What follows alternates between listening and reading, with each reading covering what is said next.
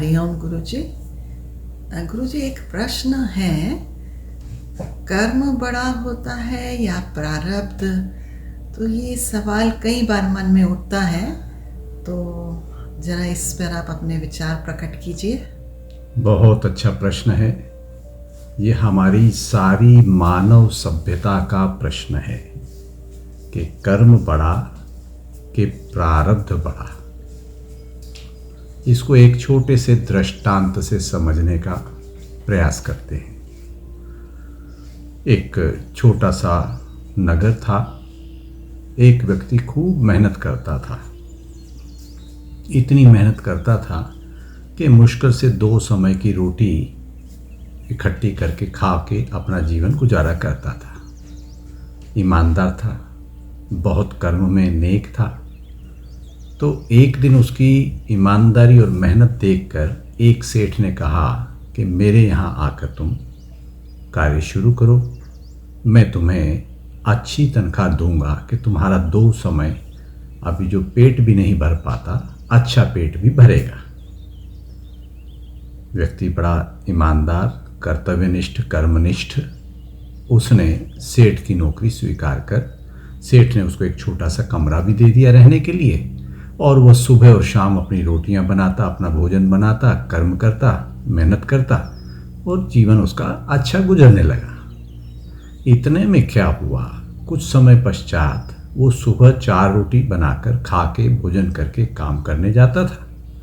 शाम के लिए भी 4 रोटी बनाकर जाता था। अब वो शाम को जब लौट कर आवे तो 4 रोटी की जगह 3 रोटी मिले। पहले तो उसको समझ में नहीं आया कि ये 1 रोटी कहाँ जाती है। पहले दिन तो उसे ऐसा लगा कि शायद 3 ही बनाई होगी। दूसरे दिन उसने और ध्यान से उसको रखा। तीसरे दिन, चौथे दिन रोज का यह कार्यक्रम हो गया कि 4 रोटी बनाकर रख कर जावे, बाहर से कमरे को ताला लगा के जावे, शाम को जब आवे तो 3 रोटी मिले, 1 रोटी गायब। एक दिन उसने सोचा कि मुझे इसके गहराई में जाना चाहिए। तो जब उसने थोड़ा रुककर दरवाजे की दरार में से देखना शुरू किया तो उसको बड़ा आश्चर्य हुआ।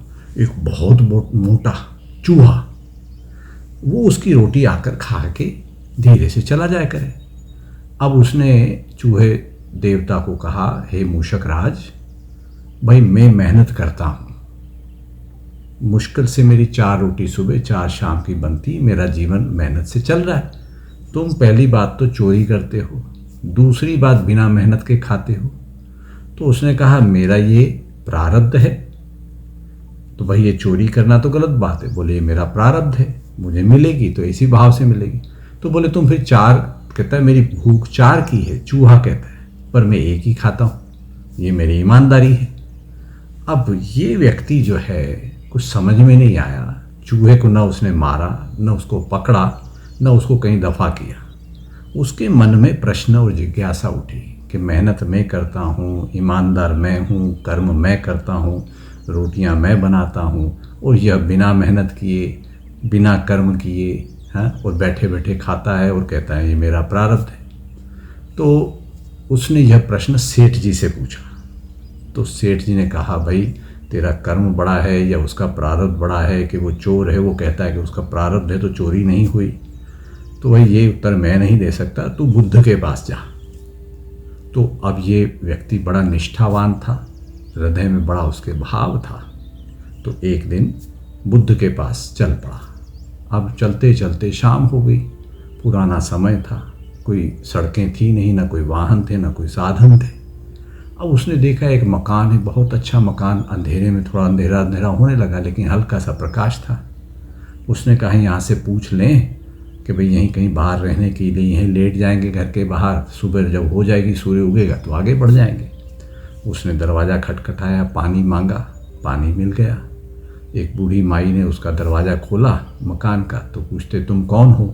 तो इस पुरुष ने बड़ी ईमानदारी से सारी अपनी बातें कह दी। युवा था, नवयुवक था, कि भाई मेरे मन में ऐसा ऐसा प्रश्न आया है, मैं बुद्ध के पास पूछने जा रहा हूँ। तो अब वो बूढ़ी ने कहा, तुम बाहर मत सो, तुम यहीं भीतर सो। उसको खाना वाना भी खिलाया, सेवा भी करी, और सुबह जाते जाते फिर उसने, बूढ़ी ने कहा माई ने, कि भाई मेरा भी एक प्रश्न है, तुम बुद्ध से पूछ लोगे क्या? इसने कहा ज़रूर पूछूंगा।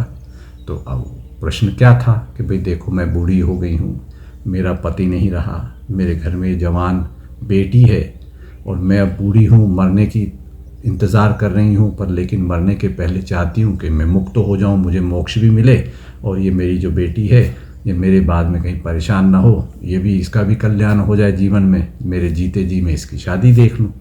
तो भगवान बुद्ध से पूछना कि मेरा मोक्ष, मेरी मुक्ति कब होगी और इसका विवाह कब होगा। तो अब वो युवक आंखें झुकाए, ईमानदारी से उसने प्रश्न को ध्यान में रख लिया, कहता ठीक है पूछ लूँगा। आगे बढ़ा, थोड़ी सी पहाड़ी आई, पहाड़ी चढ़ने लगा, चढ़ता गया, पसीने से लथपथ हो गया। अचानक वो देखता है कि वो उड़ने लग गया आकाश में। तो जब आकाश में उड़ने लगा तो जाके सामने एक झोपड़ी के आके उतर गया। तो देखा एक साधु महाराज वहाँ पे, बड़े तपस्वी, उनके हाथ में जादू की छड़ी थी। उनने ऐसी छड़ी घुमाई थी तो वो ऊपर उड़ के आया, उनके सामने आके बैठ गया। तो उससे पूछा, युवक तुम किधर जा रहा है, यहाँ पहाड़ी पर क्यों चढ़ रहा है? तो उसने अपनी व्यथा कथा बताई कि मैं ऐसे ऐसे प्रश्न पूछने जा रहा हूँ कि कर्म बढ़ा, कि प्रारब्ध बढ़ा, कि चोरी बढ़ी, कि बैठे बैठे खाने को मिले, कि मेहनत करके खाएं। तो साधु ने कहा कि ठीक है बेटा, तू अब यहाँ विश्राम कर ले, थक गया है। उसको भोजन पानी दिया। सुबह वो जब आगे जाने लगा तो साधु ने कहा, मेरा भी एक तो प्रश्न बुद्ध से पूछना कि मेरे को 1000 साल तप करते हो गया, ध्यान करता हूँ, सब करता हूँ, तो मेरी मुक्ति, मेरा मोक्ष कब होगा? तो इसने कहा, युवक ने, मैं ज़रूर पूछ लूँगा महाराज। अब ये आगे बढ़ा। अब बढ़ते बढ़ते आगे चला तो उसको क्या हुआ, थोड़ा आगे चलने पर एक बहुत ही दिव्य, बहुत बड़ी एक नदी दिखी। अब प्रश्न ये आया कि नदी को पार कैसे करे। उसके पास कोई साधन तो था नहीं, न कोई वहाँ कोई साधन था। तो फिर इसने क्या करा, इंतज़ार करने लग गया। तो देखा एक बहुत बड़ा विशाल कछुआ वहाँ आया। तो उसने कछुए की तरफ देखा। कछुआ बोलता है कि भाई क्या बात है, कहाँ से आए हो युवक? उसने कहा, ऐसे ऐसे आया हूँ और मैं बुद्ध के पास मेरे प्रश्न पूछने जा रहा हूँ। तो कछुआ कहता है, ऐसा करना, मेरे लिए भी एक प्रश्न पूछ लेना।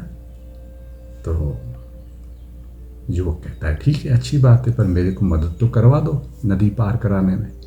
कछुए की पीठ बहुत बड़ी थी, सिंहासन जैसी, बहुत भारी भरकम कछुआ था। तो कछुए का प्रश्न था कि मैं 500 साल हो गए मेरे को, मेरा मोक्ष कब होगा? तो अब ये कछुए का प्रश्न भी लेकर चल पड़ा। तो बुद्ध के पास पहुंचा, प्रणाम किया। तो बुद्ध ने कहा, आज प्रश्न पूछो, लेकिन सिर्फ 3 प्रश्न पूछ सकते हो। अब ये असमंजस में कि मैं अपना प्रश्न पूछूं कि किसका प्रश्न पूछूं। उन तीनों का पूछता हूं तो मेरा रह जाता है, उसमें से किसी एक का छोड़ता हूं तो वो भी ठीक नहीं है। तो उसने क्या करा, उसने कहा मेरा प्रश्न जाने दो। उसने उन तीनों के प्रश्न पूछ लिए। अब वो वापस लौटना शुरू हुआ। लौटा तो सबसे पहले कछुआ। तो कछुए को उसने कहा कि भाई पहले मेरे को नदी पार करा दे, फिर मैं तेरे को तेरे प्रश्न का उत्तर जो बुद्ध ने कहा है देता हूँ। बात ठीक है। तो बुद्ध ने जो उत्तर दिया, उन्होंने कहा कि तू तेरी पीठ पर इतना भारी वजन लेके 500 साल से चल रहा है, इस वजन को तू उतार, तेरा अभी मोक्ष हो जाएगा, अभी कल्याण हो जाएगा। तो कछुआ बिल्कुल तुरंत राजी हो गया, कहता है सचमुच में बात तो सही है।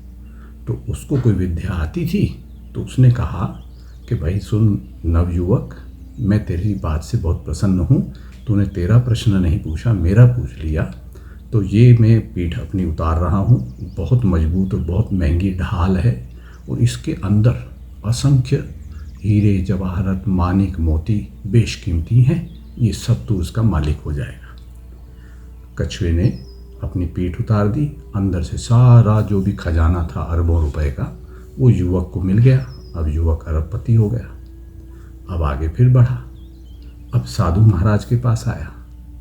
अब साधु महाराज भी थोड़े से आश्चर्यचकित हुए कि ये नवयुवक की क्या आलम है। तो उन्होंने कहा भाई मेरा तुम प्रश्न पूछ कर आए? तो उसने कहा हाँ महाराज, बुद्ध ने कहा है कि कि तुम्हारे हाथ में ये जो छड़ी का बोझ है इसको तुम त्याग दो, तुम अभी मुक्त हो जाओगे, अभी मोक्ष पालोगे। तो साधु विचार करने लग गया, न जाने कितने वर्षों से इस छड़ी के मोह में मैं बंधा हुआ हूँ, तो अब मैं इसको त्यागना ही होगा।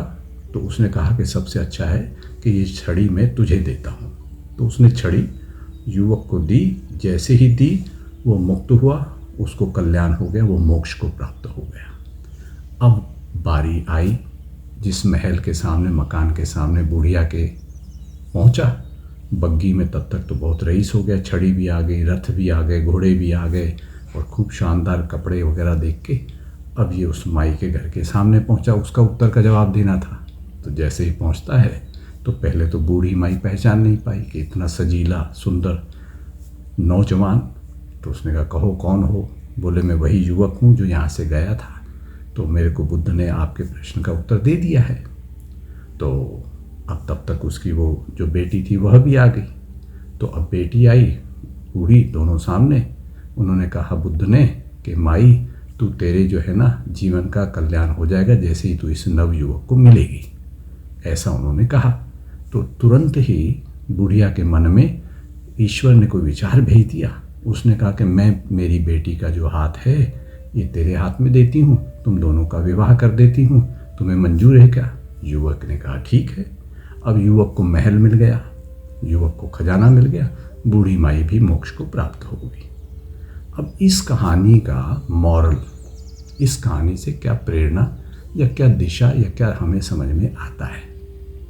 कि कर्म बड़ा है, कि चोरी बड़ी है, कि बिना कुछ करे आलस्य से खा पी लो दूसरे का माल वो बड़ा है, कि कोई तप या साधना बड़ी है कि हजारों साल तक साधना करें, तो कि त्याग बड़ा है।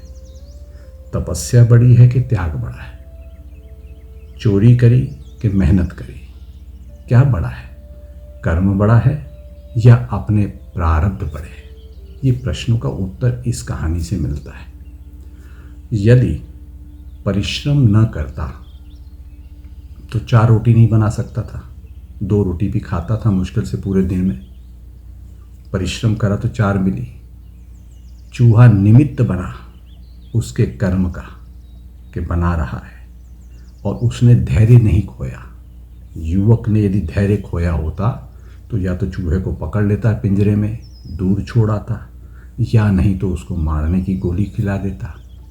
चूहे को हटाने के तरीके सोचता।